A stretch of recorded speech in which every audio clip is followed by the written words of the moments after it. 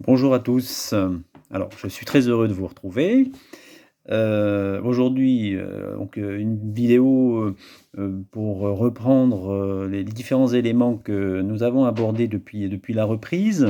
Alors, en raison du, nombre de jours fériés la semaine dernière et aujourd'hui, il y a des classes, enfin une classe en tout cas n'est pas vraiment au même niveau que les autres. Donc je vais me contenter d'aborder, d'abord, le travail de révision, qu'on a accompli la semaine dernière et puis, simplement la partie sur la ville, je traiterai, plus longuement la semaine prochaine toute la partie sur, l'affirmation de, l'État, royal. Alors le premier travail, qu'on a accompli la semaine dernière sur, l'exercice de révision, alors là, ce sont des choses que je vous ai déjà, que j'ai déjà abordées en cours, hein, mais qu'il est important, de rappeler. Alors, important parce que, cet exercice, est vraiment un exercice, qui, vous permet d'apprendre, l'autonomie face, à la maîtrise des connaissances. Donc ça, c'est un travail très important, hein, qui se met en place au collège pour ensuite pouvoir, poursuivre ses études dans des bonnes conditions. Alors, ce travail, il passe d'abord par, de révision, il passe d'abord par la compréhension. Alors, cette, compréhension des connaissances, eh bien, il faut d'abord pour l'obtenir, il faut d'abord, relire son cours, hein, lentement, ne pas hésiter à relire très lentement pour s'assurer que tous les éléments, sont compris. On peut, évidemment, en complément lire son manuel, hein, qui apporte une autre formulation, en tout cas, et qui permet donc de renforcer cette compréhension. Et puis, on peut aussi je pense que même on doit, utiliser, l'excellent exercice, qui figure dans votre manuel, à la fin du chapitre, c'est: «Je retiens autrement». Donc, ça, c'est la 1re étape, si j'ose dire, c'est vraiment la compréhension. On a ensuite, la phase de mémorisation.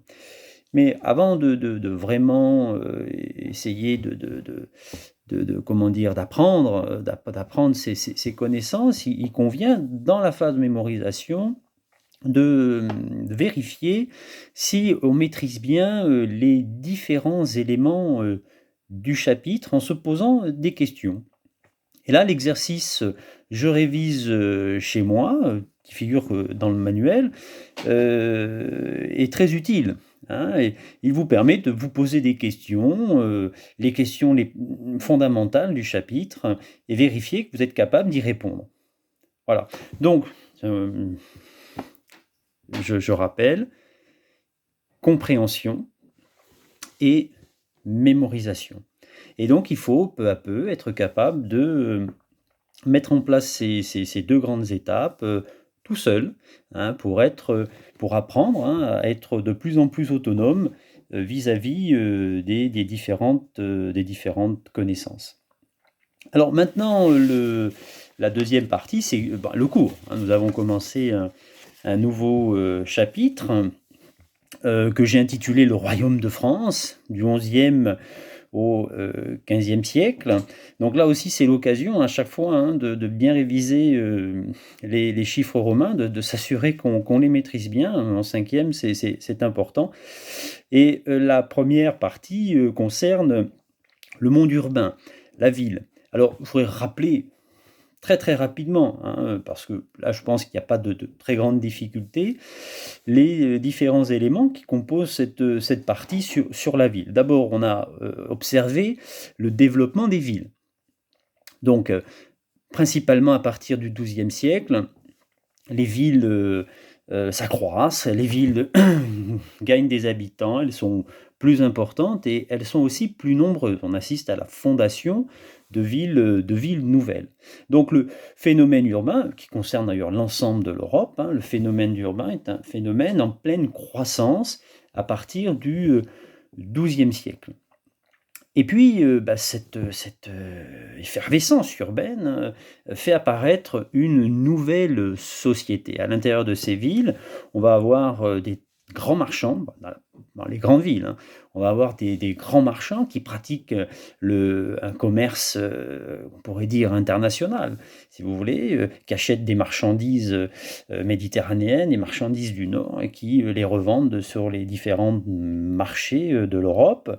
Donc des grands marchands sont des personnages qui vont devenir très puissants, parce que très riches, et qui donc vont contribuer à l'embellissement de la ville et à l'extension de la ville, bon, à la construction aussi de monuments dans la ville. On a également aussi le monde très très important des artisans et marchands, artisans, à côté de ce monde, je dirais, actif.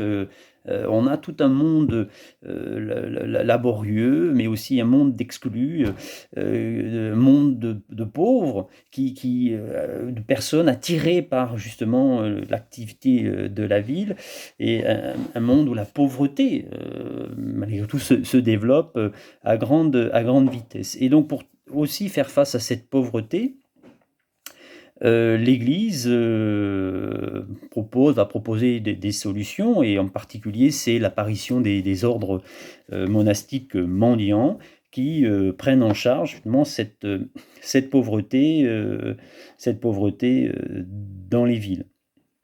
Donc voilà, une effervescence économique, une effervescence politique, hein, puisque ces marchands qui sont de plus en plus puissants veulent plus de liberté, et vont les obtenir, hein, puisqu'ils vont obtenir des chartes communales. Ils vont devenir maires, si vous voulez, ils vont pouvoir prendre la direction de ces villes. Un dynamisme donc économique, politique, un dynamisme culturel extrêmement important, parce que cette richesse aussi, elle va être mise au service de la construction, de l'embellissement de la ville, mais aussi de la construction des cathédrales, hein, les cathédrales gothiques. Le mouvement commence au XIIe siècle. Ça commence avec l'abbaye de Saint-Denis, hein, qui n'est pas une cathédrale, mais qui est le premier monument gothique en France. Et puis ensuite, petit à petit, toutes les grandes villes vont se doter d'églises cathédrales gothiques, avec des chantiers qui sont colossaux, hein, puisque la construction d'une cathédrale s'étale parfois sur plusieurs siècles. Voilà. Alors, la semaine prochaine, nous avons une réunion avec l'administration, les professeurs de l'administration, pour comment s'organiser pour la reprise, et je serai en mesure la semaine prochaine de vous dire comment on continue, pour ceux qui ne viendraient pas au collège, comment on continue les cours par Pronote, voilà, et éventuellement par la poursuite des petites vidéos. Je vous souhaite donc un bon week-end, et je vous dis sur Pronote à la semaine prochaine. Au revoir.